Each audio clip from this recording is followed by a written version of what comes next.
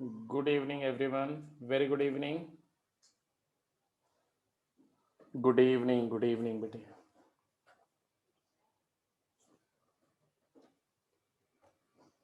तो बेटा इस आज की क्लास में हम लोग एक फ्रेश टॉपिक बिगिन करने जा रहे हैं, right?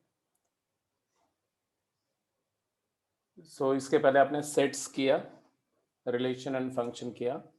This is entirely a new topic. Relation function से रिलेटेड दो सब आर्टिकल्स है, एक मॉड्यूलस फंक्शन और एक ग्रेटेस्ट इंटीजर फंक्शन, उसकी प्रॉपर्टीज. इसको हम लोग सेपरेटली आपके डाउट क्लास में ही डिस्कस करेंगे, ठीक है? तो उसके बारे में अलग से अनाउंस करूंगा कि कैसे उसकी क्लासेस कैसे उस पोर्शन को करेंगे. तो अभी हम लोग principle of mathematical induction discuss करने जा रहे हैं. Means it is fourth topic as per your NCERT. छोटा टॉपिक है, सिंपल सा टॉपिक है. एक बार उसको एल्गोरिदम समझना है. इसमें किसी दूसरे टॉपिक का कुछ खास इस्तेमाल नहीं होता है. 10th तक की जो बातें आप जानते हैं, उसके अलावा थोड़ा सा अगर इनइक्वालिटीज़ का आइडिया है, इक्वेशंस का आइडिया है, तो आप इजीली हैंडल कर सकते हैं, ठीक है? और बहुत इंपॉर्टेंट एस्पेक्ट है मैथमेटिक्स का. ये एक अकेला टॉपिक है जो लगभग किसी भी टॉपिक में प्रॉब्लम्स को प्रूव करने में इस्तेमाल किया जा सकता है इन सर्टेन सिचुएशंस. तो what is principle of mathematical induction? Means what is induction that we are going to take up. तो आप हेडिंग देंगे बेटा इंडक्शन. क्या हेडिंग क्या होगी? Mathematical induction. Now when we say what is principle of mathematical induction, before we understand what is principle of mathematical induction, fundamentally mathematics में दो तरह का लॉजिक यूज होता है किसी भी क्वेश्चन को सॉल्व करने में. दो तरह का लॉजिक होता है. वो दो लॉजिक क्या होते हैं? और इनफैक्ट केवल मैथमेटिक्स की बात नहीं कर रहा हूँ, इनफैक्ट पूरी फिलॉसफी, पूरी साइंस की जो डोमेन है, उसमें दो ही तरह के लॉजिक मेजरली इस्तेमाल होते हैं. एक होता है जिसको बोलते हैं डिडक्टिव लॉजिक, डिडक्शन, और एक होता है जिसको बोलते हैं इंडक्टिव लॉजिक, इंडक्टिव लॉजिक. तो ये दोनों लॉजिक क्या है, मैं थोड़ा सा बेसिक एग्जांपल देके बता रहा हूँ. जैसे अगर मैं बोलूं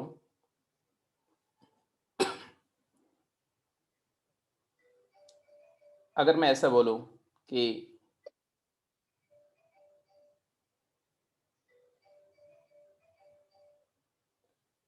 बेटा आप लोग टाइमली ज्वाइन कर लिया करो. ये ऑलरेडी मैं इसीलिए 5-1 मिनट क्लास डिले करके स्टार्ट करता हूँ सो दैट सभी लोग ज्वाइन कर जाएं. बट इसके बावजूद भी आप लोग जो है लेट से लॉग इन करते रहते हो, ये गलत बात है. हाँ जी, तो देखो क्या मैं बोल रहा हूँ. डिडक्टिव लॉजिक क्या होता है? डिडक्शन मतलब होता है इन्फरेंस ड्रॉ करना, ठीक है? जैसे अगर मैं बोलूँ कि all students of this class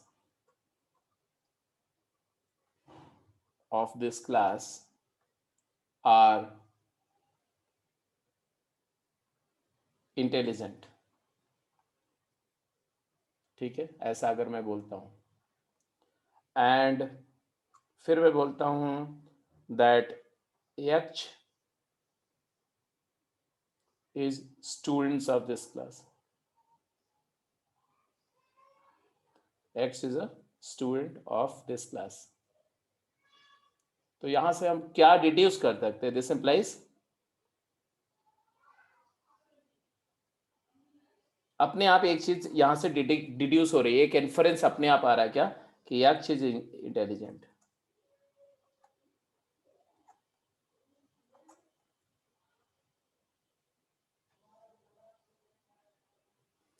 ठीक है कि अगर सारे बच्चे, अगर इस क्लास के सारे बच्चे इंटेलिजेंट हैं और यक्ष इसी क्लास का स्टूडेंट है, तो इसका मतलब है कि एक्स एक इंटेलिजेंट बच्चा है। Is there any problem? ये बात तो बिल्कुल सही है। तो इस प्रोसीजर को कि कुछ इंफॉर्मेशन गिवन हो और उन्हीं के से कुछ एक नया इन्फरेंस ड्रॉ करना, इसको बोलते हैं डिडक्शन। एग्जैक्टली मैथमेटिकल टर्म्स में जाऊं तो मैं अगर ऐसा बोलूं कि x square minus 4x equal to 0 implies x is either 0 और 4, ये डिडक्शन है। क्योंकि x square minus 4x equal to 0 का मतलब क्या है? This means x into x minus 4 equal to 0। This means product of two number is 0 means at least one of them is 0, तो x और x minus 4 is 0 and this means this. तो ये deduce करते हुए आ रहे हैं, यहां से ये डिडक्शन लिया, यहां से ये डिड्यूस किया, यहां से ये डिड्यूस करना मतलब क्रिएट करना फ्रॉम गिवन फैक्ट्स, एक नई चीज को, नया फैक्ट को ड्रॉ करना, कंक्लूड करना। तो डिडक्टिव लॉजिक एक वे है। मैथमेटिक्स की जितनी प्रॉब्लम आपने करी होगी उसमें बहुत सारे केसेस में डिडक्टिव लॉजिक इस्तेमाल हो रहा था। इंडक्टिव लॉजिक क्या होता है? इसी का जस्ट रिवर्स है। यहां पर क्या है कि एक जनरल स्टेटमेंट से, जनरल फैक्ट से एक पर्टिकुलर फैक्ट को, पर्टिकुलर इन्फरेंस को ड्रॉ करना, पर्टिकुलर इन्फरेंस या case.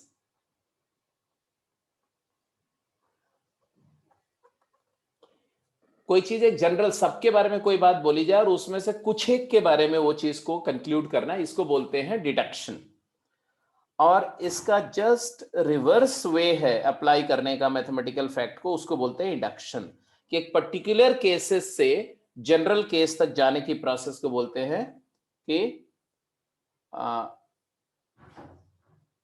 Verifying two specific cases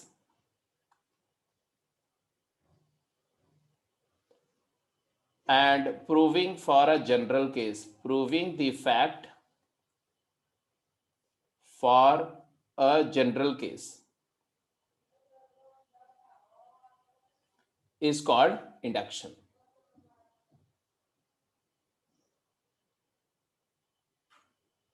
ठीक है।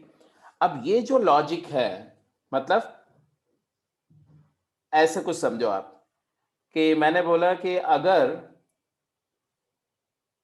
एक बहुत बेसिक जो हर बच्चे को समझ में आ जाए, अगर ऐसा एक एग्जांपल लिया जाए तो कुछ इस तरह से एग्जांपल लिया जा सकता है कि अगर इस तरह से कुछ टाइल्स रखी जा रही है ना, close to each other at uniform spacing, ऐसे बहुत सारी टाइल्स अगर मैं अरेंज कर दूं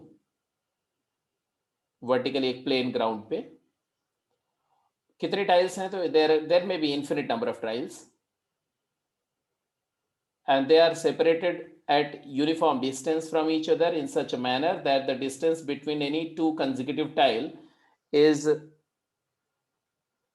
less than their length or height of the tile. ऐसे टाइल्स हैं इन्फिनिटी तक है मान लो। अब मान लो मैंने बोला कि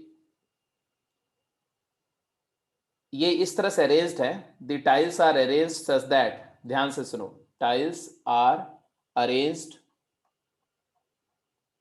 so that if kth tile, kth falls, then k plus 1th falls। मतलब अगर ये टाइल्स को कुछ इस तरह से अरेंज किया गया कि अगर एक टाइल गिरती है तो उसकी नेक्स्ट वाली भी गिर जाएगी, ये कंडीशन है। जैसे अगर तीसरी गिरेगी तो चौथी को गिरा देगी, है ना। मतलब अगर ये गिरती है तो ये गिरेगी और गिर करके ये अगले वाले को हिट करेगी और अगले वाले को गिरा देगी। This is the way the tiles are arranged. इसका मतलब है कि उनके बीच का जो गैप है उनके हाइट से कम है, लेस है, सो दैट ये गिरेगी तो अगले को हिट करेगी। ठीक है। अब सिर्फ ये बात है कि टाइल्स का अरेंजमेंट में ये कंडीशन है कि अगर एक गिरेगी तो अगले को गिराएगी। ठीक है। अब मैं बोलूंगा कि भाई ऐसा है कि मैंने एक को गिरा दिया, फर्स्ट को पुश किया, फर्स्ट फॉल्स, ये बोल करके मैं शांत हो गया, मैंने बोला पहली टाइल गिर गई, तो आपको क्या क्या इंपैक्ट आएगा? यहां से पहले गिरेगी तो पहले दूसरे को गिराएगी, ये इसको हिट करेगी, दूसरी गिरेगी, दूसरी गिरेगी तो तीसरे को गिराएगी, तीसरी गिरेगी तो चौथे को गिराएगी, मतलब है, और चौथे तो पांचवे को, पांचवी छठे को, क्या कोई टाइल बचेगी? तो can I conclude from here that all tiles will fall on the ground? Is that conclusion true और फॉल्स? ट्रू। इसी प्रोसेस को देखो, हमने तो बेटा एक ही टाइल को गिराया था, एक पहले गिरेगी, दूसरे को गिराएगी, दूसरी तीसरे को गिराएगी, तीसरी चौथे को गिराएगी, एंड ऑन। ठीक है, तो सारी गिर जाएंगी। तो मैंने एक के लिए कि दूसरी गिरेगी तो तीसरी को गिराएगी, ये बोल करके हमने बोला सारी गिर जाएंगी, तो सबके लिए जनरल एक स्टेटमेंट हो गया, ऑल टाइल्स विल फॉल। इसको बोलते हैं कि स्पेसिफिक से टोटल के लिए एक हमने लॉजिक या एक स्टेटमेंट जनरेट किया, इसी को बोलते हैं इंडक्शन। तो इंडक्शन वर्ड का मतलब पहले समझना चाहिए, तो डिडक्शन एंड इंडक्शन दोनों वर्ड का मीनिंग समझ में आना चाहिए। This is the first thing. अब ये इंडक्शन का जो लॉजिक है ना, सुनने में आसान है लेकिन इतना आसान नहीं है। जैसे मैं एक एग्जांपल दे रहा हूं, ठीक है, इसको आप बोल सकते हो ये generalization, it is a kind of generalization, but it is not generalization. पहले मैं समझा दूं जनरलाइजेशन क्या होता है। तो इसको मैं यहां तक अभी नोट करने के लिए नहीं था, जस्ट मैं तुम्हें समझाने की कोशिश कर रहा हूं। अब आते हैं जनरलाइजेशन का मतलब क्या होता है। जैसे मैं मान लो कि हमने एक स्टेटमेंट दिया, स्टेटमेंट है P, एक स्टेटमेंट का नोटेशन है Pn, एक स्टेटमेंट दे रहा हूं n के लिए, और ये है n square plus n plus 21, 21 नहीं 23 is prime for all natural number n, for all n natural numbers, for all natural numbers. ये स्टेटमेंट है, आपको बताना है ट्रू स्टेटमेंट है कि फॉल्स। तो जब इस तरह का कोई स्टेटमेंट आपको दिया जाता है ना, तो आप जनरली हम क्या करते हैं, जनरली हम क्या करते हैं भाई कि n नेचुरल नंबर है, तो n की वैल्यू क्या होगी? तो n की वैल्यू होगी 1, n की वैल्यू होगी 2, n की वैल्यू होगी 3, n की वैल्यू होगी 4, ये n की स्पेसिफिक वैल्यू होगी, on and on and on, infinite number of value n की होगी। ठीक है, और अब देखो अक्षत ने बोला कि ये ट्रू स्टेटमेंट है, सबरीना ने बोला फॉल्स स्टेटमेंट है। ठीक है, अलग अलग ओपिनियंस आएंगे, राइट, अलग अलग ओपिनियंस आ सकते हैं आपके। बहुत सारे लोग बोल रहे हैं फॉल्स है, बहुत सारे लोग बोल रहे हैं ट्रू है। Well and good, well well well, ठीक है ठीक है। तो सबरीना बेटा, अपने आप को जरा अनम्यूट कर रहा हूं मैं तुमको ना, अनम्यूट कर रहा हूं। अब जरा मुझे एक्सप्लेन करो कि why you said that this statement is false. Sir अगर 1 डालोगे तो सर 25 आ जाएगा, और सर 25 प्राइम नहीं है। Very good, very good. तो 1 के लिए फॉल्स है ना? ऐसे अगर n की वैल्यू 2 डालते हैं तो 2 2 4 प्लस 2 6, 29 प्राइम है। ठीक है, चलो अगर मैं बोल दूं n ग्रेटर देन 1 के लिए, तो आप बोलो, तो आप बोलोगे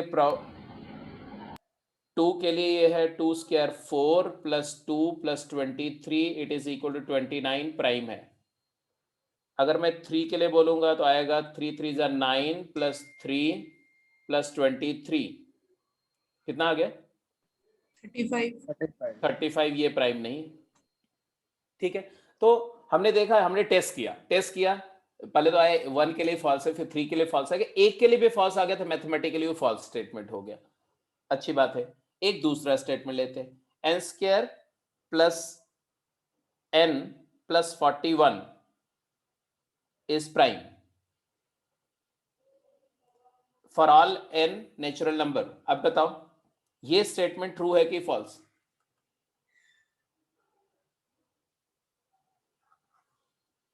डज दिस स्टेटमेंट ट्रू और फॉल्स?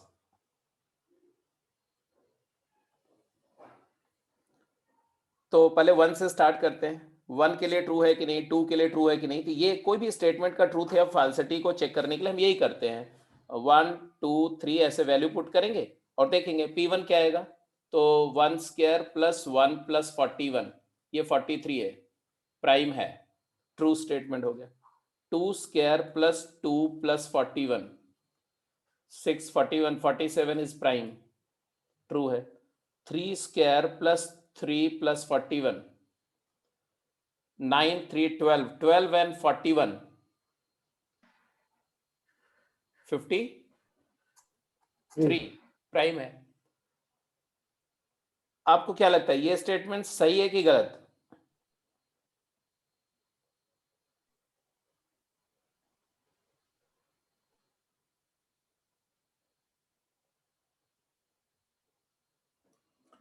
सर 41 पुट करके देख सकते हैं।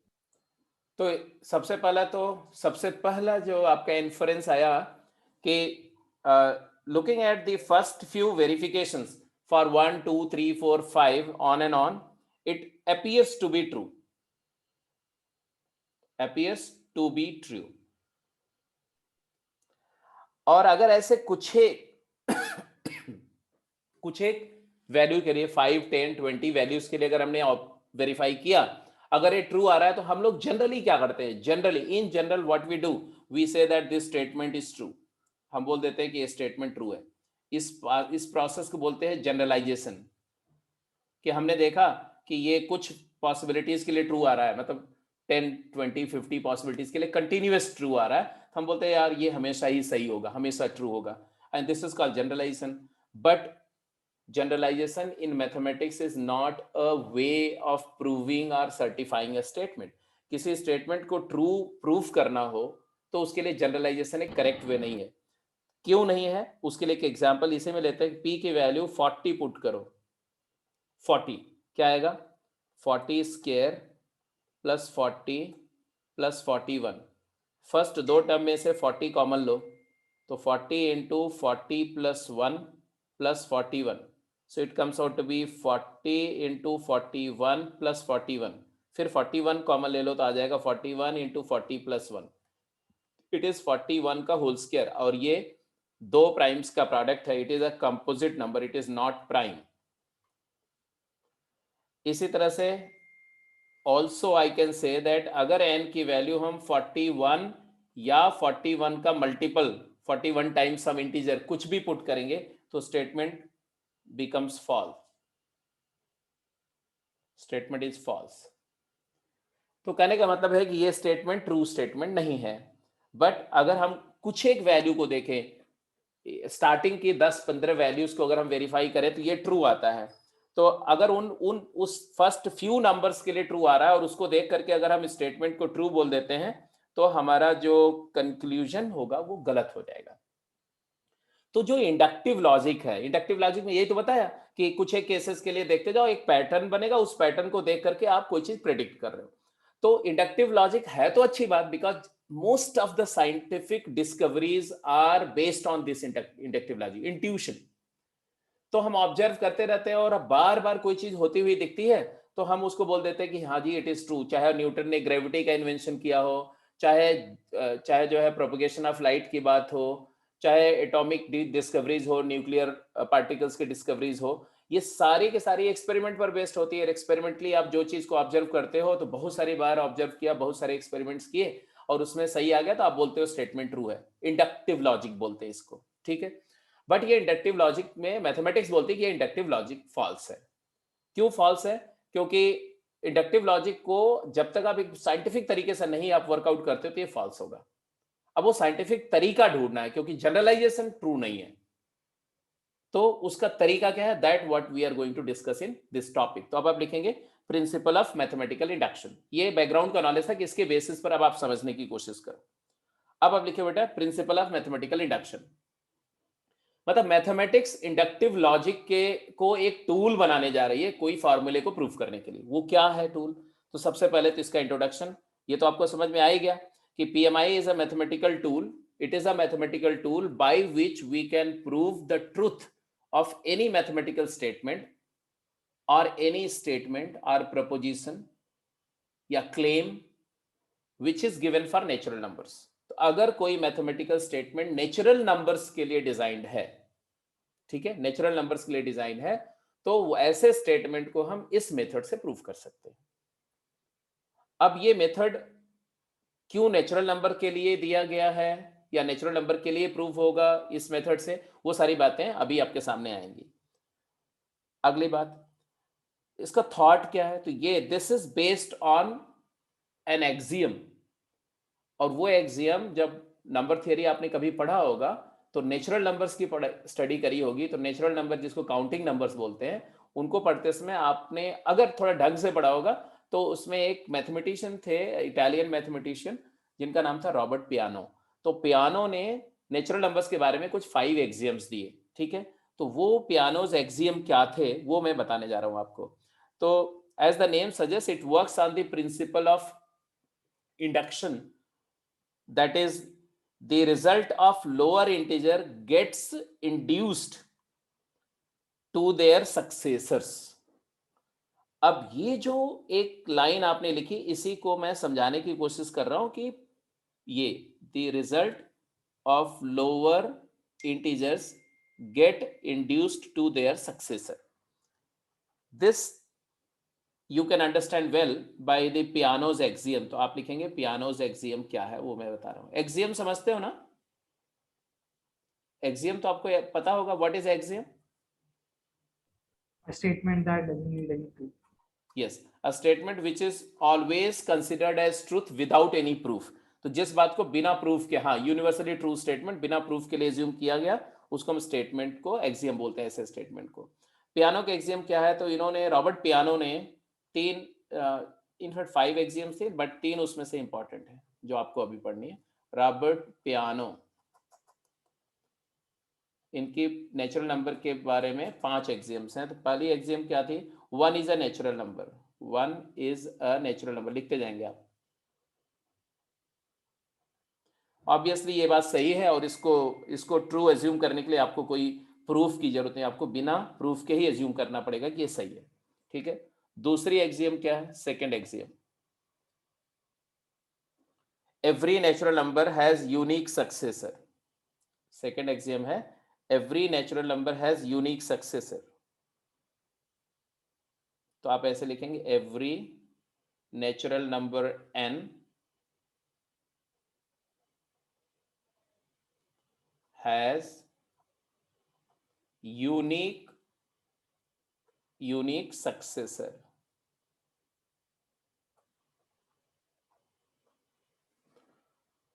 और उस सक्सेसर को हम n प्लस से डिनोट करते हैं। मतलब कि अगर एक नेचुरल नंबर n है तो उसका एक सक्सेसर, सक्सेसर का मतलब जो उस नंबर को इनहेरिट करता है, सक्सीड करता है, ठीक है। तो नेचुरल नंबर ऐसे सेट ऑफ नंबर है जिसमें हर नेचुरल नंबर का एक यूनिक सक्सेसर होता है, and that successor is given by n plus equal to n added by 1। जैसे आप देखो नेचुरल नंबर होती है 1, फिर 2, 2 के बाद 3 आएगी, 3 के बाद 4, 4 के बाद 5। तो जो नंबर फॉलो करती है किसी नंबर को, वही उसकी सक्सेसर है। तो 1 का सक्सेसर 2, 2 का सक्सेसर 3, 3 का 4, 4 का 5, 5 का 6। तो नेचुरल नंबर सेट में हर नेचुरल नंबर का एक और सिर्फ एक सक्सेसर होता है, यूनिक होता है सक्सेसर, ठीक है। एंड तीसरी बात ये है जिसको बोलते हैं इंडक्शन एक्सियम, जिसके ऊपर ये सारा कॉन्सेप्ट बेस्ड है। तो इंडक्शन एक्सियम क्या है,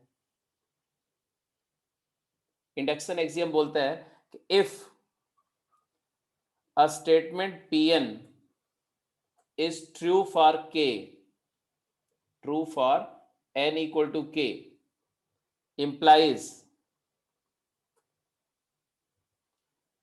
it is true for n plus 1, k plus 1। मतलब अगर कोई बात k के लिए ट्रू है ये एज्यूम कर लिया जाए तो ये अपने आप प्रूव हो जाता है कि वो k प्लस 1 के लिए ट्रू है। अगर ऐसा है कि pk इंप्लाइज pk प्लस 1, कि अगर कोई चीज k के लिए ट्रू है इंप्लाइज वो k प्लस 1 के लिए ट्रू होगी, then statement will be true for all statement is true for all natural number greater than equal to k. क्यों? k के लिए ट्रू है तो k प्लस वन के लिए होगी. अब k प्लस वन के लिए ट्रू है तो k की जगह k प्लस वन डाल दो, तो pk plus one implies pk plus two. फिर k को k प्लस टू डाल दो, तो k प्लस टू के लिए ट्रू होना मतलब k प्लस थ्री के लिए ट्रू होना. तो k के लिए ट्रू होगा तो k प्लस वन के लिए होगा. अगर ये बात सही है तो k और k से बड़ी हर नंबर के लिए ट्रू हो जाएगा. इसको बोलते हैं इंडक्शन एक्सियम. वही बात हो गई ना कि अगर kth टाइल गिरेगी तो k प्लस वन गिर जाएगी. अब k प्लस वन गिरेगी तो उसकी अगली वाली गिर जाएगी, वो गिरेगी तो उसकी अगली वाली गिर जाएगी. तो इंड्यूस हो रहा है, हर एक से अपने नेबर पे इंड्यूस होता जाएगा और ये हमेशा चलता रहेगा. ये तीन एक्सियम्स को कैसे इस्तेमाल किया गया प्रिंसिपल ऑफ इंडक्शन में. अब आते हैं कि प्रिंसिपल ऑफ इंडक्शन को समझते हैं.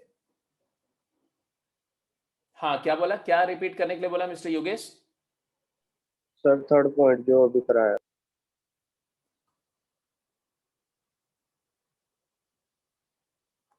मैंने बोला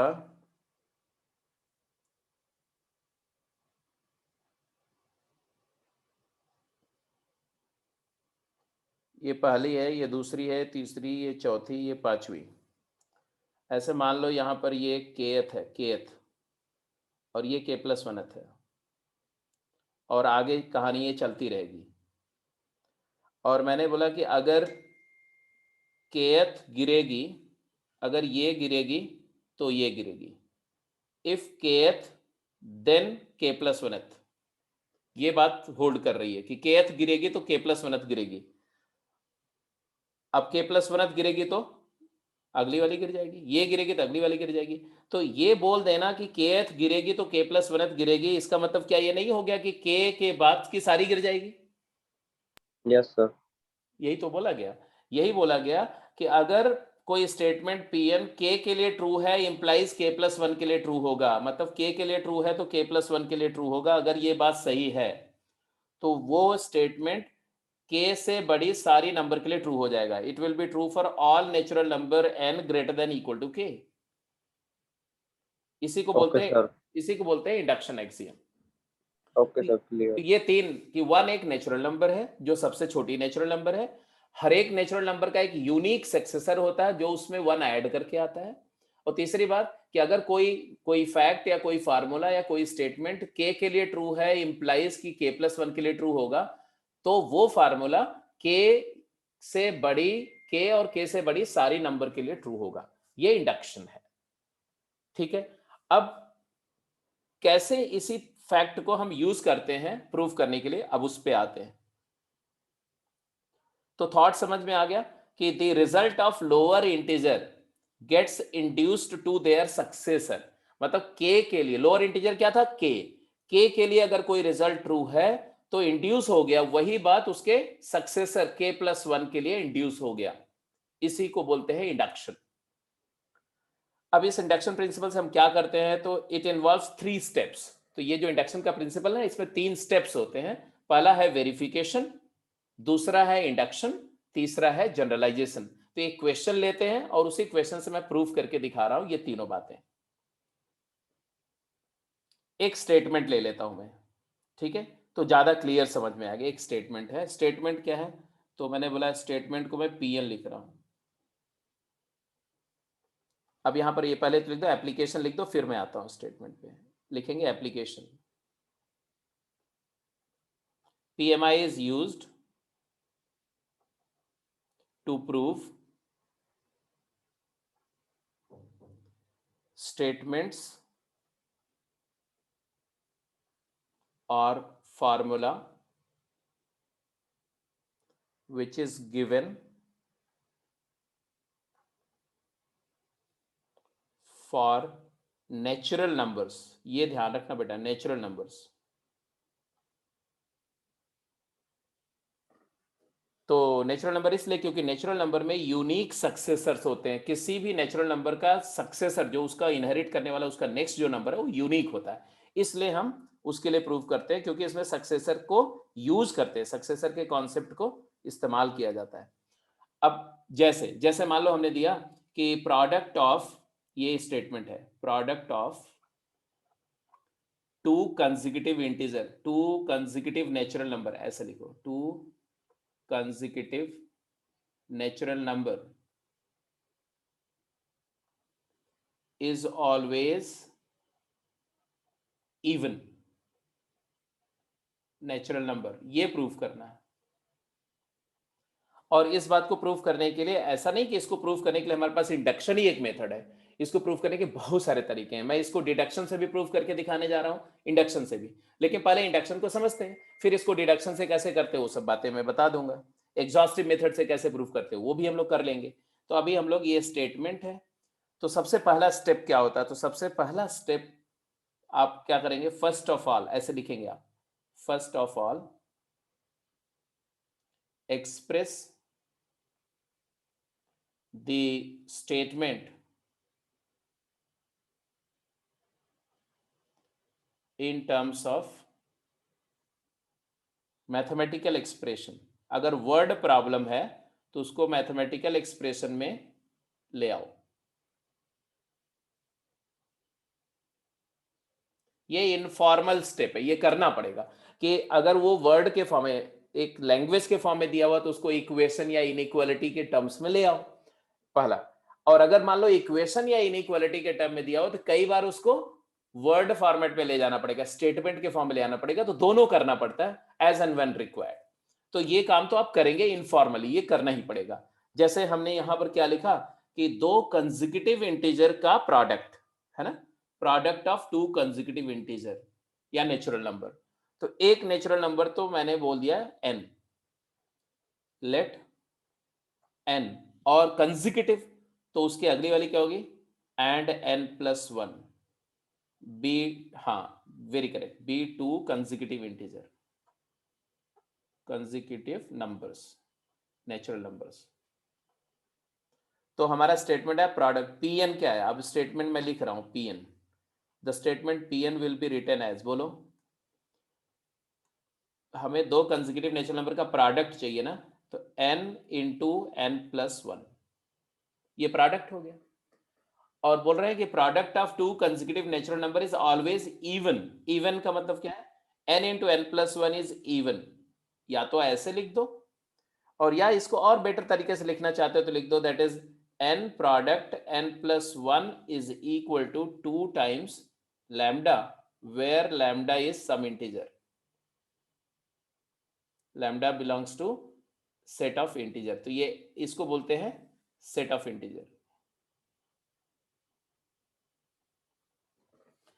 अब ये आ गया तुम्हारा स्टेटमेंट मैथमेटिकल फॉर्म में। इसके बाद में आप, मैंने बोला था 3 स्टेप होते हैं। पहला स्टेप क्या है? वेरिफिकेशन। तो ऐसे लिखेंगे, हेडिंग देंगे वेरिफिकेशन। तो मैं एक फ्रेश पेज से स्टार्ट करके बता रहा हूं, ठीक है? वेरिफिकेशन यही कर दो, वेरिफिकेशन। तो वेरिफिकेशन स्टेप क्या है? वेरिफिकेशन स्टेप, तो इस वेरिफिकेशन स्टेप में S1 पहला स्टेप है, चेक या वेरीफाई द ट्रूथ, लिखो verify the truth for least value of n। तो n जिसके लिए स्टेटमेंट गिवन है, जिस वेरिएबल के लिए स्टेटमेंट डिफाइन किया गया है, उस वेरिएबल की सबसे छोटी वैल्यू जो है उसके लिए स्टेटमेंट को वेरीफाई करो। तो भाई यहां पर हमारा वेरिएबल क्या है? n। n के बारे में क्या दिया गया बेटा? n के बारे में क्या दिया गया है? ऊपर पढ़ो स्टेटमेंट में, product of two consecutive natural number. तो n is a natural number, तो n नेचुरल नंबर है, तो n की लीस्ट वैल्यू क्या होगी? सबसे छोटा n क्या हुआ? तो n minimum is 1, minimum value of n is 1। तो n इक्वल टू 1 के लिए वेरीफाई करो, तो p1, pn स्टेटमेंट क्या था? pn था, और हमें 1 के लिए वेरीफाई करना है, स्टेटमेंट को 1 के लिए वेरीफाई करना है।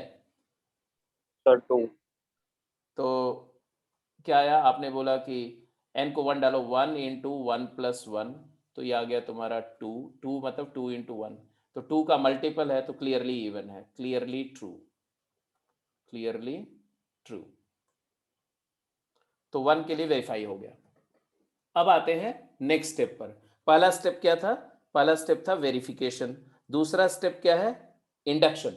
अब ये जो इंडक्शन स्टेप है इसमें दो सब स्टेप है, एक है assumption और एक है जिसको हाइपोथेसिस और एक है इम्प्लीकेशन। ठीक है, तो आप लिखेंगे इंडक्शन स्टेप, स्टेप 2 इंडक्शन। मैं नेक्स्ट पेज पे जा रहा हूं बेटा। तो स्टेप 2 इंडक्शन स्टेप में स्टेप 2 लिखो आप, स्टेप 2।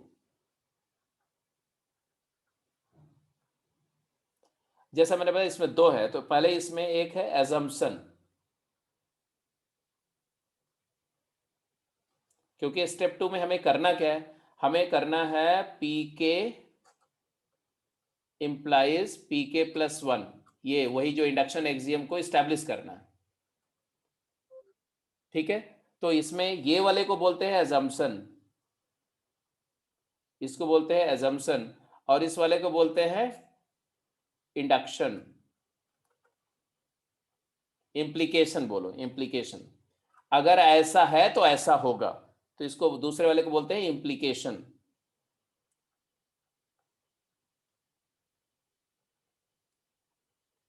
ये है assumption। पेशेंस रखोगे, एक क्वेश्चन को पूरा समझना है, उसके बाद फिर दर क्वेश्चन ही करने हैं, इसमें ज्यादा कुछ नहीं। assumption क्या है? तो लेट लिखो, late the statement be true, let the statement is true, statement Pn be true for some random natural number n equal to k, मतलब pk, that is pk is true, मतलब n equal to k के लिए मान लो कि statement true है। तो statement क्या था आपको पता है, n और n+1 का प्रोडक्ट इवन है। अगर बोल रहे हैं n इक्वल टू k के लिए ये बात ट्रू है, ये एज्यूम कर लो, तो हमने एज्यूम कर लिया कि k और k+1 का product is even two m है, where m is an integer। ये एज्यूम कर लिया हमने। क्या एज्यूम कर लिया कि जो n के लिए स्टेटमेंट दिया हुआ था वो n इक्वल टू k के लिए ट्रू, किसी नेचुरल नंबर k के लिए सही है, ट्रू है। अब k के लिए एज्यूम करके k+1 के लिए प्रूव करने को ही बोलते हैं इंडक्शन, कि लोअर इंटीजर का रिजल्ट उसके सक्सेसर के लिए इंड्यूस करना है हमें। तो अब आते हैं k+1 के लिए प्रूफ करना, pk+1, यही सबसे प्राइमरी बोलो, सबसे इंपॉर्टेंट और अकेला स्टेप है जो जिसको करने में आपको अपना दिमाग लगाना पड़ेगा, pk+1। अब pk+1 क्या है? तो यहाँ हमेशा सब कुछ यहाँ pn से ही आ रहा है। pn क्या था वो लिख दो, pn था n और n+1 का प्रोडक्ट जो है वो 2 टाइम्स सम इंटीजर लैम्डा, ये pn था। और अब हमें प्रूफ करना है क्या? k+1 के लिए ये बात सही है, तो k+1, n को k+1 डालो, k+1 इंटू k+1+1, इसको मुझे दिखाना है कि ये भी 2 का मल्टीपल होगा, ये भी इवन आएगा, ये प्रूफ करना है। और इस बात को प्रूफ करने के लिए इसका इस्तेमाल हम कर सकते हैं, क्योंकि ये हमने एज्यूम किया हुआ है, तो इसकी हेल्प से ये बात प्रूफ करनी है। अब जरा देखो कि जो प्रूफ करना है वो ये है, और हमें ये जो पता है, जो गिवन है वो ये है। क्या गिवन है? k और k+1 का प्रोडक्ट। तो इसी एज्यूम्ड एक्सप्रेशन को यहां ढूंढेंगे या क्रिएट करने की कोशिश करेंगे। तो अब जरा ध्यान से देखो, तो it can be written as k+1 into k+2, and you know k और k+1 का प्रोडक्ट यहां देखने की कोशिश करो, क्योंकि ये बात को हमें यहां इस्तेमाल करना है। तो हम इसको ऐसा लिखेंगे, आप जानते हो ना कि a multiplied by b plus c is nothing but ab plus ac। a b से मल्टीप्लाई होगा ab, फिर a c से मल्टीप्लाई ac, और बीच में प्लस। तो यहां पर k+1 जो है वो k से मल्टीप्लाई होगा, तो k+1 into k, plus k+1 2 से मल्टीप्लाई होगा, तो 2 टाइम्स k+1। अब बेटा जो एज्यूम्ड स्टेप है वो बोलता है कि ये चीज तो इवन है, तो फ्रॉम एजम्पशन, यहां लिखो फ्रॉम एजम्पशन, एजम्पशन वाले स्टेप से हमें पता है कि k और k+1 का प्रोडक्ट 2m है, तो मैंने लिखा 2m प्लस 2 टाइम्स k+1। तो ये क्या आ गया, 2 कॉमन ले लो तो आ गया m plus k+1। m integer है, k इंटीजर है, तो ये इंटीजर और इंटीजर को ऐड करके इंटीजर ही आता, तो ये एक इंटीजर है। और अगर कोई चीज, अगर कोई नंबर 2 टाइम्स एन इंटीजर है तो डेफिनेटली वो इवन होगी। तो हमने यहां पर क्या प्रूफ कर दिया बेटा, हमने प्रूफ कर दिया कि अगर n इक्वल टू k के लिए ये बात ट्रू है तो k+1 के लिए ट्रू होगी। तो हमने प्रूफ कर दिया, therefore it is proved that if pk is true implies pk+1 is true।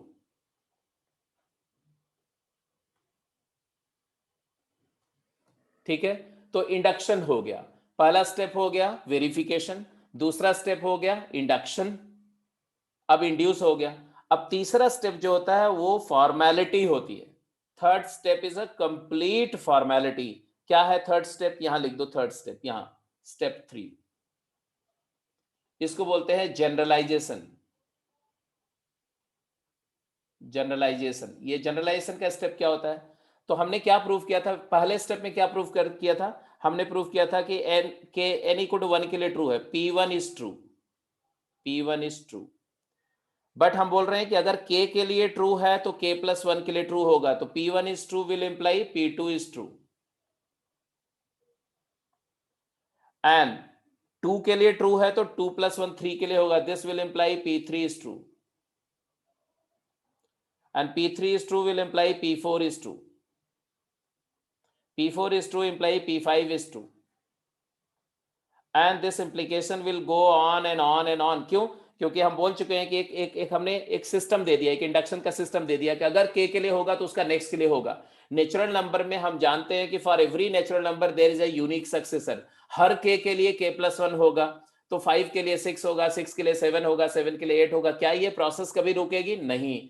तो therefore statement is true for all natural number, therefore the statement holds true for all natural numbers, unlike the case जहां पर आपने बोला था ना कि n square plus n plus 41 is prime, तो ये 1 2 3 के लिए ट्रू था, लेकिन हमने ये बात अगर वहां पर नहीं, अगर प्रूव हो जाती कि pn इंप्लाइज pn+1, अगर ये प्रूव हो जाएगा तब तो वो भी हमेशा ट्रू हो जाता। तो बिकॉज वहां पर कुछ 39 नंबर्स के लिए ट्रू था और 40 पर फेल कर गया, 41 पे फेल कर गया, तो वो फेल हो गया, तो वहां जनरलाइज नहीं हुआ। लेकिन यहां अब जनरलाइज हो जाएगा, क्यों? Because of this, because of induction the generalization is valid.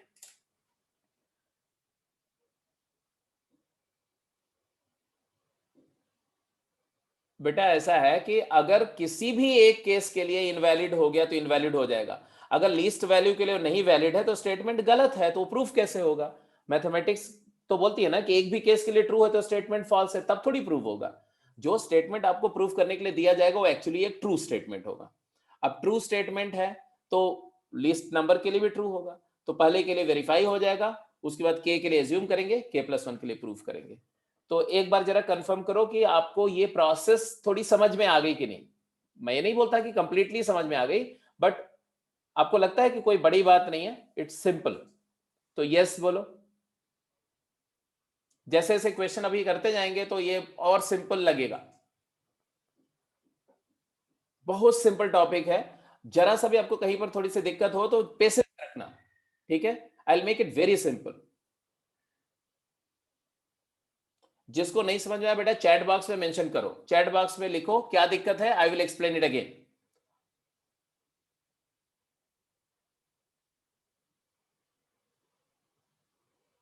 I have got only 25 replies, सारे बच्चों ने अभी तक रिप्लाई नहीं दिया है, तो यस और नो में रिप्लाई देनी है आपको। You can't keep quiet. चलो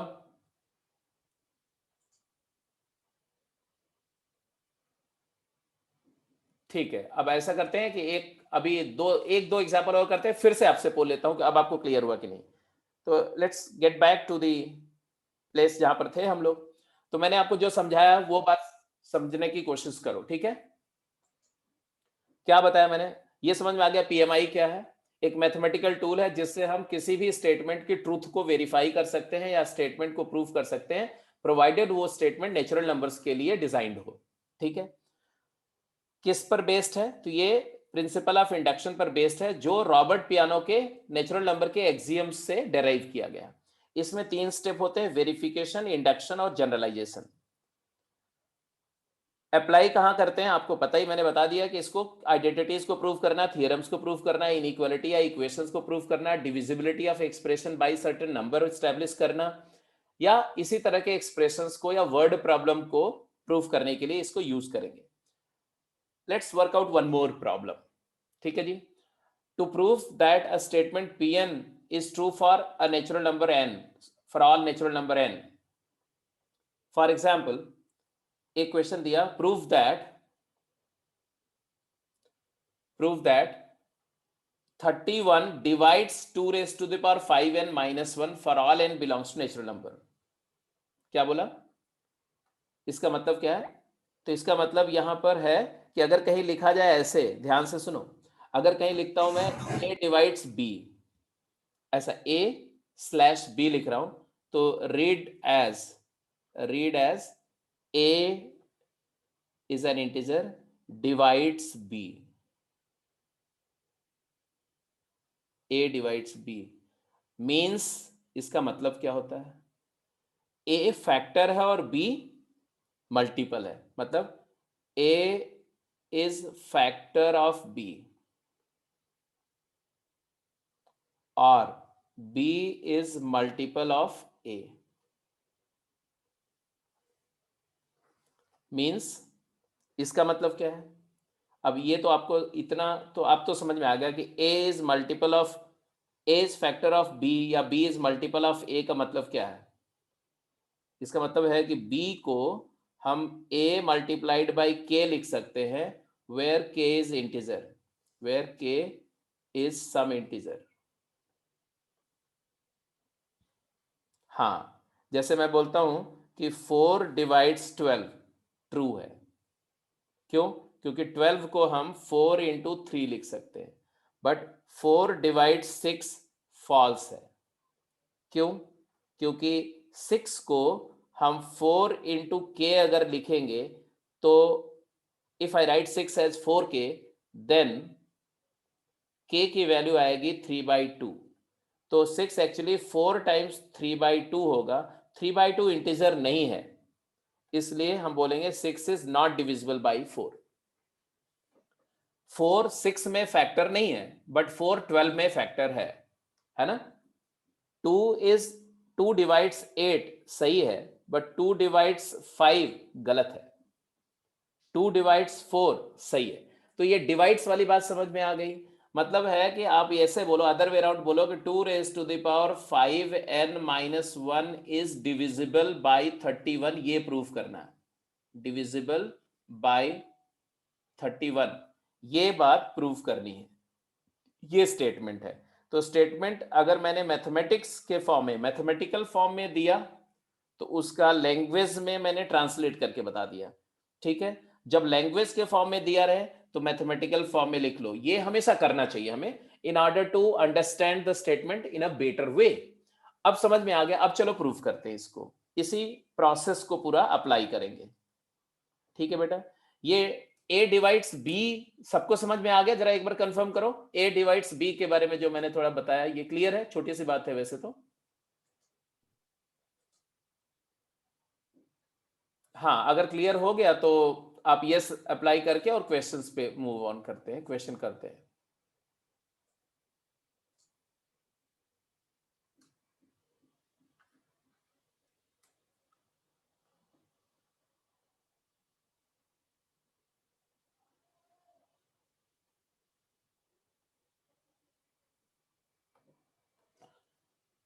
जिसका रिप्लाई नो है वो चैट बॉक्स में मेंशन करो बेटा, अदरवाइज फिर I will not be able to help you. आप ऐसे ही नो नो करते रह जाओगे, पूरा साल निकल जाएगा, इसलिए नो बोलना अच्छी बात है, लेकिन साथ के साथ ये भी तो बताओ कि क्या है, क्या दिक्कत है, या अनम्यूट करो और अपनी बात बताओ।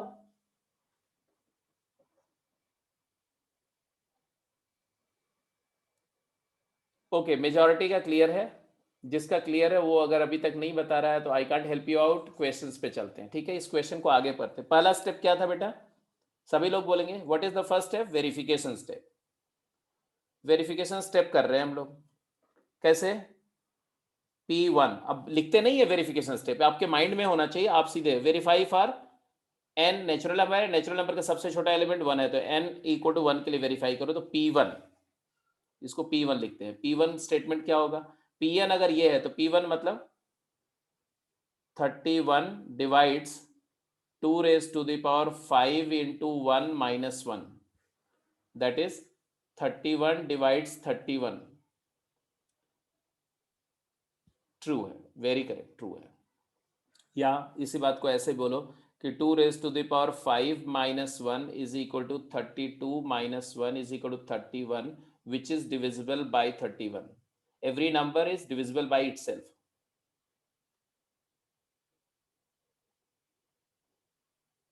है ना? अब अगला स्टेप क्या है? नेक्स्ट स्टेप क्या है? वेरिफिकेशन तो हो गया। What is the next step बच्चे बोलो?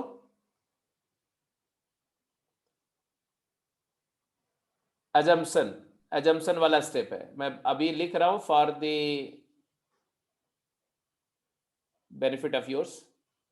एजम्पशन में हम क्या करते हैं? Let P k be true, n equal to k के लिए स्टेटमेंट ट्रू है। मतलब हमने क्या मान लिया?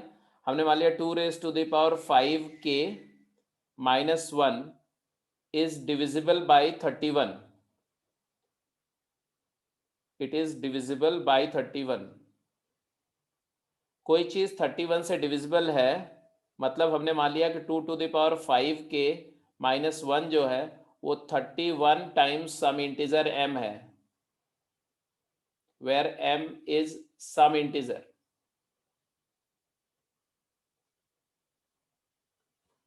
ये एज्यूम्ड कर लिया। अब इस एजम्पशन से, इस एज्यूम्ड एक्सप्रेशन से हमें क्या करना है? इंडक्शन करना है कि अगर k के लिए बात सही है तो k प्लस 1 के लिए भी सही होगी। तो हम आएंगे इंडक्शन स्टेप पर। तो ये मैं I am going to next slide, right?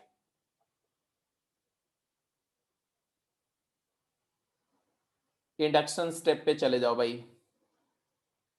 P के प्लस 1 मतलब 2 raise to the power 5, n की जगह डालो k प्लस 1 माइनस 1। हमें दिखाना है कि ये भी 31 से डिविजिबल है। हाँ, इमीडिएटली बेटा, just hold on, just hold on, अभी मैं वापस जा रहा हूँ।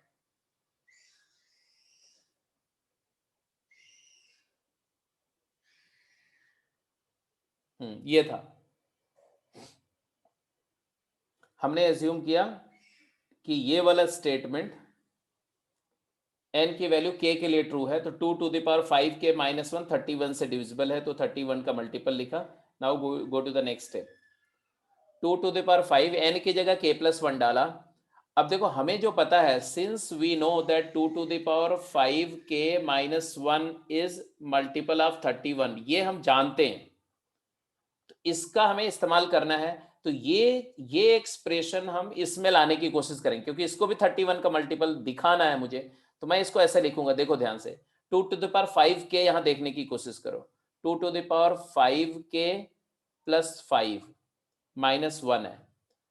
तो अब यहां पर आप जानते हो a to the power x plus y कहीं पर हो, इसको आप a to the power x into a to the power y लिख सकते हो, है ना? क्योंकि एक्सपोनेंट में मल्टीप्लाई करते हैं तो एक्सपोनेंट ऐड होता है अगर बेस सेम है तो यहां पर आ जाएगा ये 2 की पावर 5 के into 2 to the power 5 minus 1। ये 2 टू द पावर 5 32 होता है, 32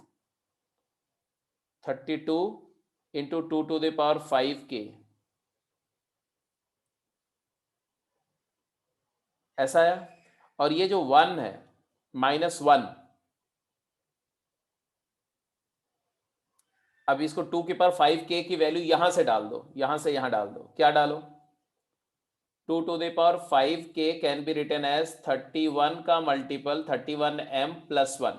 यहाँ पुट करो, ये क्या आ जाएगा 32 into 31 into m plus 1 minus 1, क्या आया फाइनली 32 इंटू 31 एम, ये इसमें पहले टर्म में मल्टीप्लाई हुआ प्लस 32 1 में मल्टीप्लाई हुआ तो 32 माइनस 1।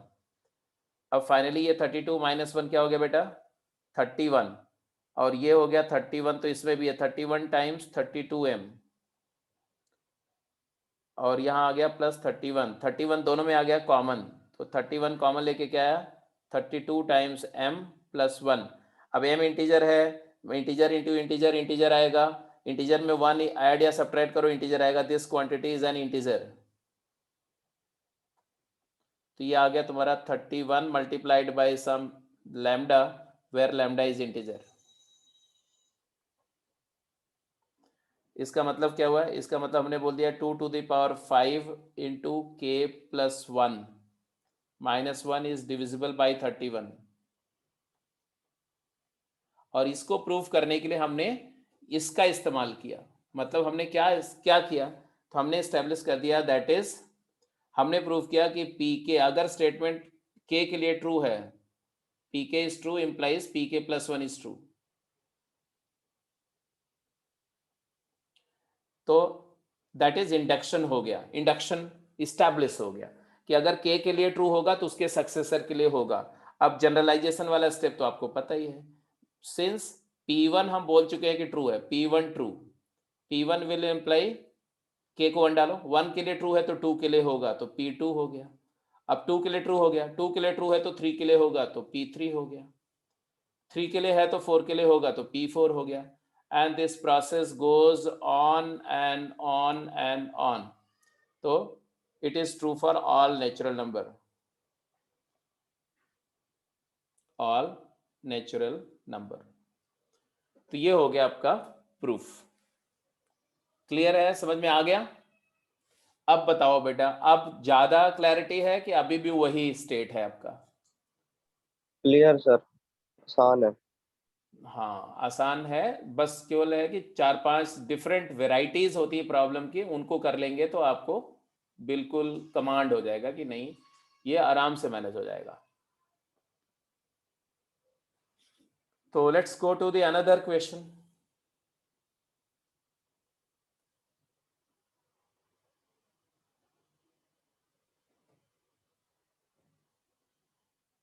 नोट कर लिया बेटा, मैं स्लाइड को चेंज कर दूं? Yes sir.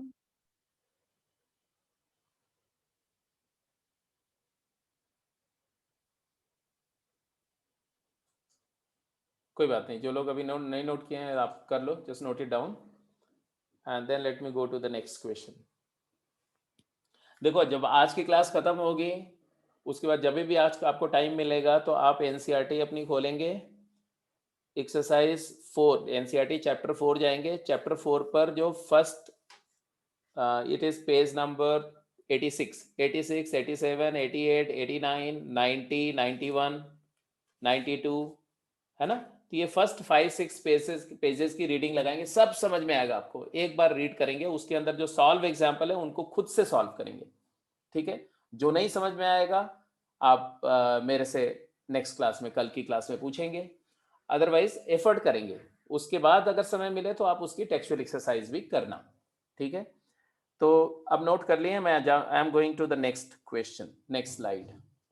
देखो तो ये मैं फिर से रिपीट कर रहा हूँ, हमने क्या क्या किया। पहला स्टेप है वेरिफिकेशन, सबसे छोटी नेचुरल नंबर का सबसे छोटा एलिमेंट 1 है, n इक्वल टू 1 के लिए वेरीफाई करो। तो n इक्वल टू 1 के लिए वेरीफाई करने के लिए कुछ नहीं, n को 1 पुट करना होता है स्टेटमेंट में, फिर देखना होता है सही है कि नहीं। 2 की पावर 5 माइनस 1 31, 31 से डिविजिबल है, बिल्कुल सही बात है। फिर assumption स्टेप है, let the statement be true for any random natural number n equal to k। n equal to k के लिए मान लो ये स्टेटमेंट ट्रू है, मतलब आपने मान लिया कि 2 to the power 5k minus 1 31 का मल्टीपल है। फिर इसके बाद में है induction step, using the assumption step prove that Pn is true for k plus 1 as well, कि k के लिए अगर आपने एज्यूम करके रखा तो उसके सक्सेसर के लिए ट्रू प्रूफ करो। तो pk प्लस 1 लिखा, मतलब Pn में n को k प्लस 1 डाला, 2 की पावर 5 k प्लस 1 माइनस 1, इसको अब हमें 31 का मल्टीपल दिखाना है, तो इसको ब्रेक किया, 2 रेज टू द पावर 5 के इंटू 2 टू द पावर 5, मतलब ये 32 है। अब चाहो तो इसी 32 को लिख दो 31 माइनस 1, ये भी एक तरीका होता है ना। इसी को मैं एक और तरीके से लिख सकता था ऐसे, तो यहां पर मैं लिख देता कि 2 रेज टू द पावर 5 के, और ये जो 32 था इसको लिख दिया मैंने 31 माइनस 1। अब फिर इसको लिखता 2 टू द पावर 5 के into 31 minus 2 to the power 5 के, है ना। 32 को 31 माइनस 1 लिख दिया एंड माइनस 1।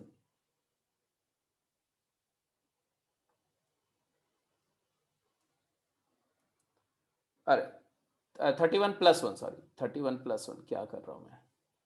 अब ये क्वांटिटी एज्यूम्ड स्टेप में चली जाती है। एजम्पशन वाला स्टेप बोलता है कि ये चीज 31 का मल्टीपल है, तो ये 2 की पावर 5 के इंटू 31 तो यहाँ है ही, और प्लस ये हो जाएगा 31 का मल्टीपल एज्यूम्ड वाले स्टेप से। फिर 31 कॉमन लेके आ जाता 2 टू द पावर 5 के प्लस 1। तो बेटा ये इंटीजर है, ये इंटीजर है, तो ये इंटीजर है, तो देयरफॉर डिविजिबल बाय 31। तो ये भी एक तरीका था प्रूफ करने का। तो जितना भी आपको अकल लगानी है, दिमाग लगाना है, कलाकारी दिखानी है, सब इसी स्टेप पे दिखेगी। पीके से P K plus 1, rather induction step is the most crucial step, बाकी सब फॉर्मेलिटी है। तो ये भी कर दिया, करके फिर इसको वेरीफाई कर दिया, फाइनल जनरलाइज कर दिया, और जनरलाइजेशन स्टेप कंप्लीटली फॉर्मेलिटी है कि भाई के लिए है तो के प्लस 1 के लिए होगा, और बिकॉज 1 के लिए था इसलिए 2 3 4 5 ऑन एंड ऑन सबके लिए होगा। आगे चलते हैं। अब जो बातें मैंने सिखाई आपको, मैंने बोला 3 ही बात तो बताई, एक वेरिफिकेशन आना चाहिए, एक इंडक्शन आना चाहिए, एक जनरलाइजेशन आना चाहिए, ठीक है। तो ये जो सिंपल क्वेश्चन से डिफिकल्ट की तरफ जा रहा हूं, आप जरा करके दिखाइए फटाफट जल्दी से। पहला क्वेश्चन, सब एक एक लाइन के हैं अभी, जब तक मैं बोलूंगा नहीं, 1 लाइनर प्रॉब्लम, 1 लाइन 2 लाइन में ये खत्म होगा। जैसे बोला Pn is the statement n cube plus n is divisible by 3। अब बोल रहे हैं कि is the statement P3 and P4 true, मतलब वेरीफाई करने के लिए बोल रहे हैं, करो वेरीफाई। क्या P3 ट्रू होगा? तो भाई कुछ नहीं करना है कि Pn क्या है, तो Pn है तुम्हारा statement n cube plus n is equal to 3 times some integer. तो P3 करके देखो, P3 क्या आएगा, 3 3 जा 9, 3 cube 27 plus 3 it is 30, 30 is 3 into 10, true है। P4 4 cube plus 4 cube is 64, 60 plus 4 is 68, 68 is not 3 का multiple, it is 3 multiplied by 68 by 3। अब 68 by 3 integer नहीं है ना, इट इज अ फ्रैक्शन, तो it is a fraction, non integer fraction है, सो false हो गया। तो P3 ट्रू है और P4 फॉल्स है। दूसरे क्वेश्चन पे जाओ, P3 is true, P4 is false. अगला स्टेप कर चुके हम लोग ये क्वेश्चन ना, n square minus n plus 41।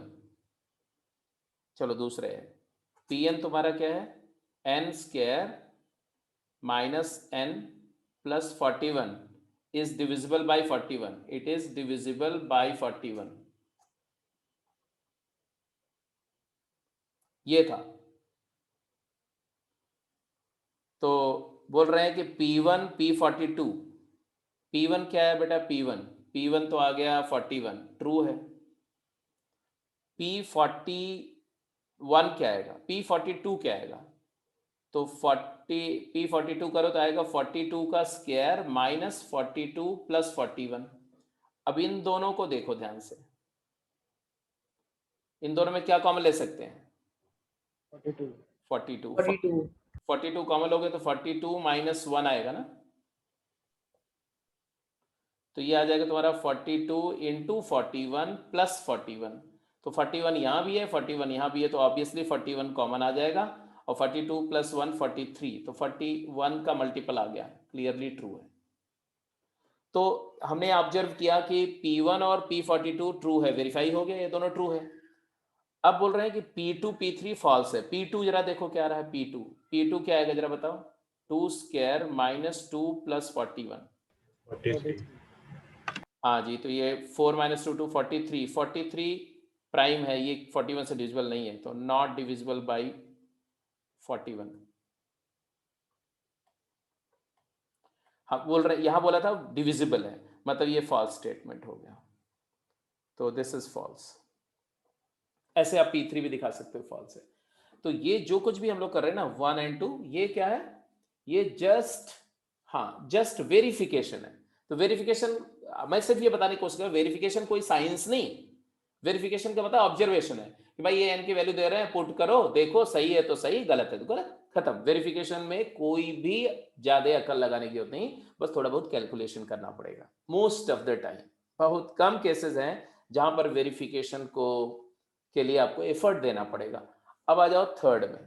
Third question क्या है, let Pn be the statement n square plus n is even integer, show that if Pm is true Pm plus 1 is true। बेटा ये क्वेश्चन हम लोग कर चुके हैं, याद है कि नहीं, किया था कि नहीं, पहला सबसे पहला एग्जांपल ये लिया था मैंने। Yes. n square plus n का मतलब क्या होता है, n इंटू एन प्लस 1। बस उसी क्वेश्चन को लिखने का दूसरा तरीका है कि किसी नेचुरल नंबर का स्क्वायर में नेचुरल नंबर को ऐड करो, summation of natural number and its square is always even, या product of two consecutive integer is natural number is even. तो ये बात हम लोग इंडक्शन कर चुके हैं, तो इसको मैं हटा देता हूं, ये आप जानते हो। फोर्थ क्वेश्चन पे चलो। फोर्थ, अच्छा फोर्थ से भी पहले एक दूसरा क्वेश्चन करता हूं, ठीक है, एक दूसरा क्वेश्चन करता हूं, एक मैं अपनी तरफ से क्वेश्चन दे रहा हूं, करके बताइए। Prove that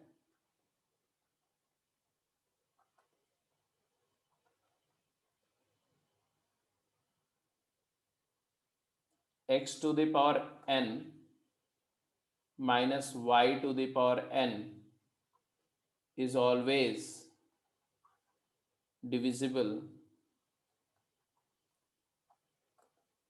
by x minus y। या इसको भी मत करो, इससे पहले पहले कुछ और करो, एक और करो। Prove that product of 3 consecutive, ध्यान से सुनना, 3 consecutive natural number is always divisible by 6। ये प्रूफ करो, ये स्टेटमेंट प्रूफ करो। इसको बाद में करना, सिर्फ इसको करो, अभी इसको करो।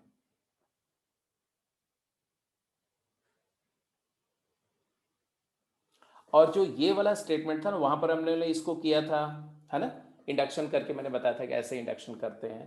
फिर मैंने ये भी बताया था कि इसको प्रूफ करने के बहुत सारे तरीके हैं, तो और तरीके जो हैं वो भी मैं बता रहा हूं, ध्यान से देखो। n स्क्वायर प्लस n, ये Pn है, हमें दिखाना ये इवन है, ठीक है। मैं ऐसे बोलूंगा, since n is a natural number, और नेचुरल नंबर दो तरह की होती हैं, या तो n ऑड होगा और या तो n इवन होगा, मानते हो, आइदर n इज इवन और ऑड।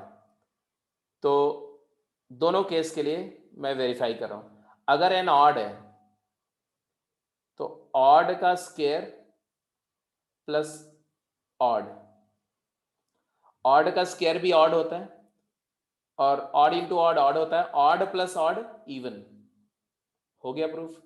अगर n इवन है तो इवन का स्क्वायर इवन होता है, तो इवन प्लस इवन फिर से इवन होगा, ये भी प्रूफ है। इसको बोलते हैं एग्जॉस्टिव मेथड, इसको बोलते हैं एग्जॉस्टिव मेथड ऑफ प्रूफ। मतलब एग्जॉस्टिव मेथड में हम क्या करते हैं कि जिस वेरिएबल की बात हो रही है उस वेरिएबल की सारी पॉसिबिलिटीज को देखते हैं। n एक नेचुरल नंबर है, तो नेचुरल नंबर या तो इवन होगी या तो ऑड होगी, कोई तीसरी पॉसिबिलिटी नहीं है, तो दो ही पॉसिबिलिटीज हैं। अगर मैं दोनों केसेस के लिए प्रूफ कर दूं तो एग्जॉस्टिव प्रूफ हो गया। तो ये एग्जॉस्टिव केस 1 के लिए प्रूफ कर दिया और केस 2 के लिए प्रूफ कर दिया। ऐसे किसी केस में 3 केसेस बन सकते हैं, किसी में 4 बन सकते हैं। हर केस के लिए प्रूफ कर देना मतलब प्रूविंग फॉर ऑल, तो एग्जॉस्टिव मेथड ऑफ प्रूफ हो गया। एक तरीका ये था। एक तरीका ये भी था, वो भी एग्जॉस्टिव मेथड का प्रूफ है, कि जैसे अगर मैं बोलूं कि Pn तुम्हारा था n into n plus one, तो मैं फिर से 2 केस लूंगा। अगर n इवन है तो ये आएगा even into even plus one. अगर n इवन है तो n प्लस वन ऑड हो जाएगा ना, इवन में 1 ऐड करोगे तो ऑड आ जाएगा, तो ये इवन इंटू ऑड हो जाएगा। तो इवन में ऑड मल्टीप्लाई कर रहे हैं तो इवन आएगा, तो ये इवन आ गया। अगर n ऑड है तो ऑड इंटू इवन हो जाएगा, n ऑड है तो n प्लस वन इवन हो जाएगा, ऑड प्लस वन इवन, तो यहां से फिर से इवन आएगा। तो दोनों ही केस के लिए प्रूफ कर दिया। तो ये भी एक तरीका है। और इंडक्शन से तो आपने प्रूफ कर ही दिया था। अब ऐसे ये वाले केस को करके बताओ।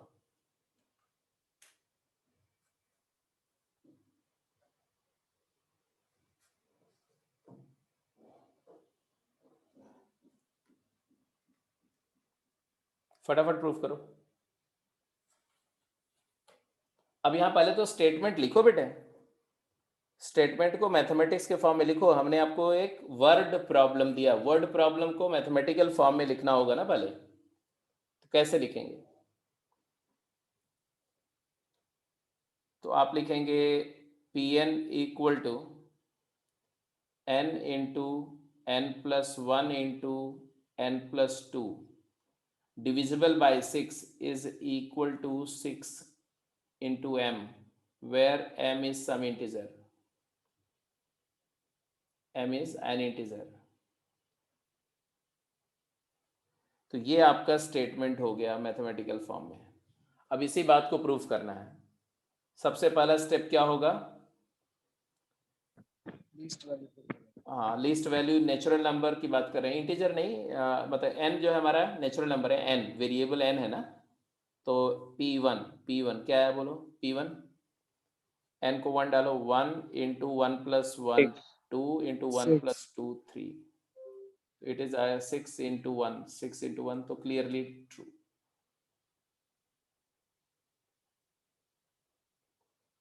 अब लेट pk बी ट्रू, मतलब k plus one and k plus two का प्रोडक्ट 6 से डिविजिबल है, 6m है, ये लेट कर लिया। और इसके बाद हम आएंगे pk प्लस वन पे, इंडक्शन वाले स्टेप पे जाएंगे। अब यही स्टेप है जो सबसे इंपॉर्टेंट है, इसकी हेल्प से ये प्रूफ करना है, मतलब ये बात सही एज्यूम करके इसको प्रूफ करना है। pk प्लस वन का मतलब क्या होता है?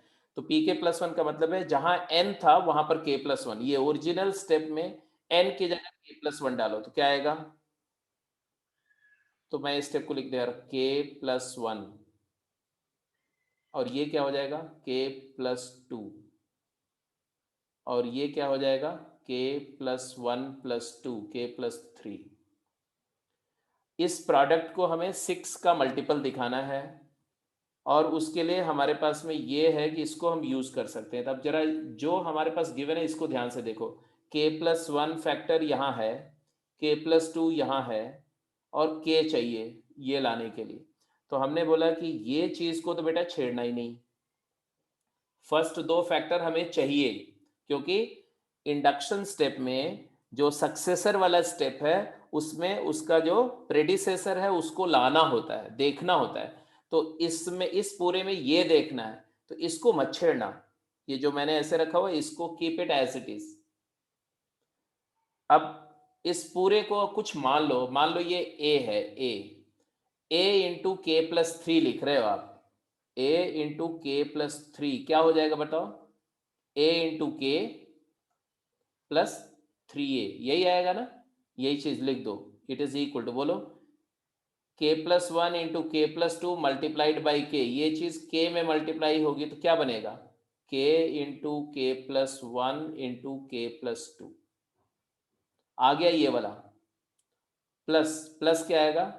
3 into k plus 1 into k plus 2। अब आ गए आप यहां पर एजम्पशन वाला स्टेप क्या बोलता है? फ्रॉम एजम्पशन, फ्रॉम एजम्पशन क्या बोलोगे? एज्यूम्ड स्टेप से आप क्या इन्फरेंस ड्रॉ कर रहे हो, क्या कंक्लूजन लोगे जो यहां इस्तेमाल हो सकता है कि भाई k प्लस 1 k प्लस 2 का जो प्रोडक्ट है वो 6 से डिविजिबल है, तो 6m लिख दो इसको, 6m प्लस। अब यहां एक और बात देखो बेटा, ये दो कंसेक्यूटिव इंटीजर है। सिंस प्रोडक्ट ऑफ टू, दो कंसेक्यूटिव इंटीजर में अगर ये इवन है तो ये ऑड होगा, अगर ये ऑड है तो ये इवन होगा, मतलब इवन और ऑड का प्रोडक्ट हमेशा इवन होगा। तो product of two consecutive integer is even, to consecutive integer is even. Even number जो होती है वो 2 का मल्टीपल होती है, तो 3 टाइम्स ये k प्लस 1 और k प्लस 2 का जो प्रोडक्ट है इसको हम 2m लिख देते हैं, 2 टाइम्स लैम्डा ऐसा कुछ लिख दो, 2 लैम्डा लिख दो क्योंकि इवन है। तो ये बेटा आ गया 6m plus 6 lambda, that is 6 times m plus lambda. ये 2 लैम्डा क्यों लिखा? क्योंकि इवन इंटीजर लिखना था ना, तो m इंटीजर है, लैम्डा भी इंटीजर है, तो ये इंटीजर है, तो it is clearly divisible by 6। तो हमने क्या प्रूफ कर दिया? हमने प्रूफ कर दिया कि अगर ये स्टेटमेंट k के लिए ट्रू है तो k प्लस 1 के लिए ट्रू होगा। Therefore pk implies pk plus 1, and since 1 के लिए हम पहले ही वेरीफाई कर चुके हैं कि 1 के लिए ट्रू है, तो 1 के लिए ट्रू है तो 2 के लिए होगा, 2 के लिए ट्रू है तो 3 के लिए होगा, 3 के लिए ट्रू है तो 4 के लिए होगा, और ये सारी नेचुरल नंबर्स के लिए ट्रू हो जाएगा। It will be true for all natural numbers. ठीक है, तो पहला क्वेश्चन हो गया बेटा, दूसरा हो गया, तीसरा हो गया। ठीक है, तो आज की क्लास को यहीं पर क्लोज करते हैं। ये जो ये क्वेश्चन मैंने दिया, एक ये और एक ये चौथा और ये इसको पांचवा मान लो। ठीक है, तो ये जो क्वेश्चन है ये आप ट्राई करेंगे। ओके, और क्या करेंगे? एनसीईआरटी उठाएंगे, एनसीईआरटी का फर्स्ट 6 पेज, मतलब पेज नंबर 86 से 93 तक सारे सॉल्व एग्जाम्पल करेंगे, सॉल्व ऑल एग्जाम्पल्स, और फिर उसके बाद टेक्सचुअल एक्सरसाइज 4.1 के सवाल आप ट्राई कर सकते हैं। नहीं भी करेंगे चलेगा, पहले सिर्फ पढ़ के आएंगे। कल की क्लास में इसके आगे हम लोग प्रॉब्लम्स करेंगे। कल की क्लास में केवल प्रॉब्लम करनी है, तो खूब ढेर सारी प्रॉब्लम करेंगे, सो दैट आपका एनसीईआरटी का ये चैप्टर का सारा सवाल डिस्कस हो जाए। ठीक है सर, आप ये दोनों क्वेश्चन व्हाट्सएप पर शेयर करोगे या फिर लिखने आएंगे? ये मैं व्हाट्सएप पे शेयर कर दूंगा बेटा, अभी जस्ट तुरंत अभी मैं ग्रुप पे डाल दूंगा, आपको लिखने की। Okay sir. ठीक है बेटा, तो आज की क्लास को यहीं पे क्लोज कर रहे हैं। So let's close the call. कल मिलते हैं same time same class. Sir एक डाउट था, हाँ बोलो। ग्रुप पे कर दो। हाँ क्या बोल रहे हो? सर एक डाउट था, हाँ बोलो बेटा, डाउट बता। सर ग्रुप पे क्वेश्चन सेंड कर दूं? हाँ हाँ श्योर कर दो, कोई दिक्कत नहीं।